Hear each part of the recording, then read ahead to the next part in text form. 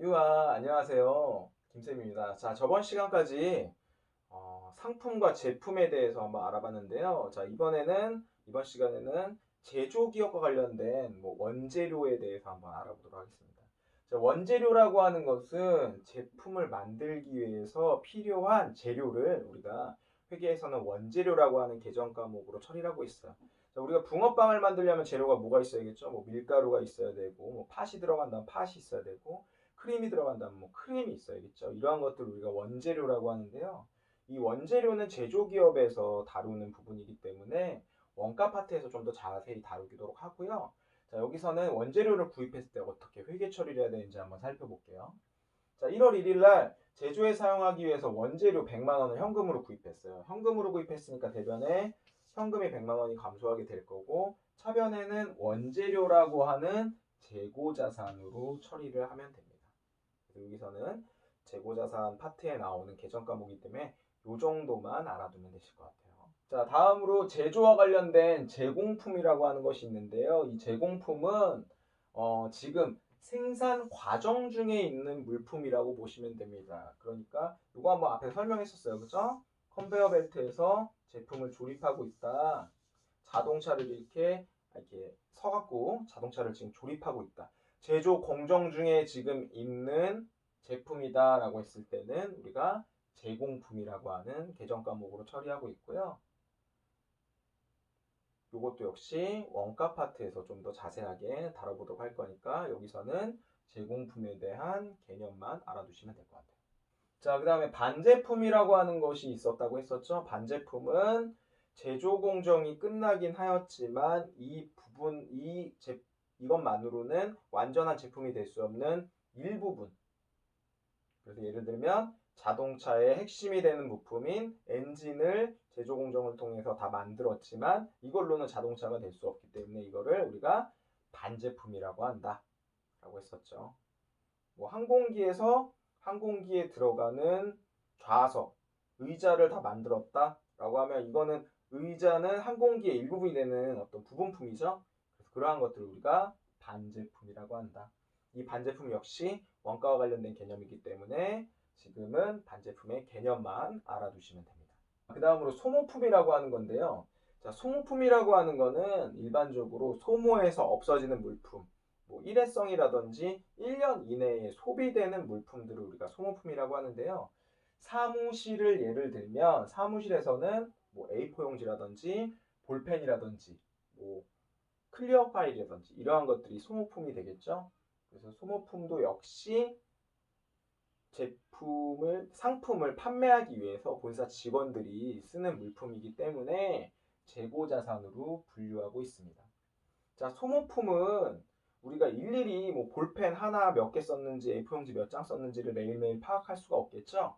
그래서 소모품은 두 가지 방법이 있어요. 처리하는 방법이. 샀을 때 구입 시 전부 다 자산으로 처리하는 방법이 있고요. 아니면 처음부터 다 비용으로 처리하는 방법이 있어요.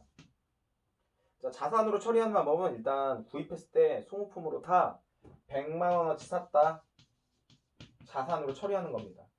그리고 나서 기말에 남아있는 소모품의 재고를 살펴보니까 한 30만 원어치 남았다라고 하면 얼마를 쓰게 된 거예요?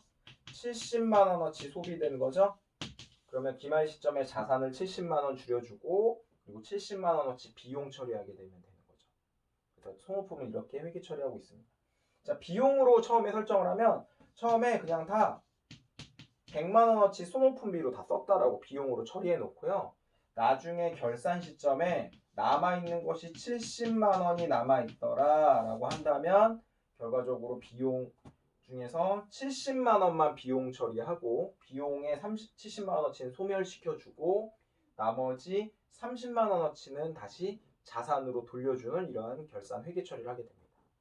그래서 소모품은 하도 조그맣고 이제 비용이 적고 일회성으로 소모가 되고 1년 이내에 반드시 소모되는 물품이라고 보기 때문에 일일이 수량 체크를 하지 않고요. 처음에 통으로 계산을 했다가 마지막 결산 시점 때 남아있는 것이나 아니면 사용한 것을 사용한 금액을 계산을 해서 그것들을 한 번에 회계 처리를 해주는 것을 하고 있습니다. 자, 예를 들어서 한번 회계 처리 한번 해볼게요. 자, 1월 2일 날 소모품 50만 원어치를 현금으로 구입했어요.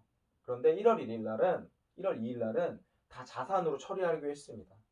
그러면 차변에 재고자산으로 소모품이라고 다 자산으로 처리를 해놓습니다. 그리고 현금으로 구입했으니까 현금으로 처리를 하고요.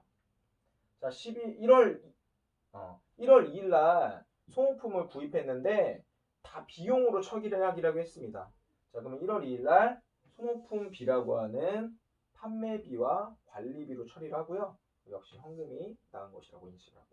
자, 그러면 얘는 어떻게 해요? 나중에 결산 시점에 다 자산으로 하나도 안 썼다라고 이제 기록을 해놨으니까 사용한 소모품의 금액을 살펴보고 사용한 만큼 어떻게 해요? 소모품비로 비용 처리해주고 소모품이라는 자산은 감소시켜주면 되죠. 그래서 차변의 소모품비, 대변의 소모품으로 쓴 만큼 없애주면 됩니다. 자, 처음에 비용으로 처리했다라고 하는 건 처음부터 다 썼다라는 가정을 하는 거죠. 그러면 기말 시점에 사용하지 않은 소모품의 금액을 파악해서 미사용액을 파악을 해서 사용하지 않은 만큼 소모품비 비용은 대변에 소멸시켜주고 차변에 소모품이라고 하는 자산을 늘려주는 회계 처리를 하면 되겠죠. 이게 결산 부분에서 시험에 자주 출제되는 소모품과 관련된 회계 처리입니다. 나중에 결산에서 좀 더 자세하게 다뤄보도록. 자, 마지막으로 저장품이라고 하는 것이 있는데요. 저장품은 주로 제조 공정에서 쓰는 거고요.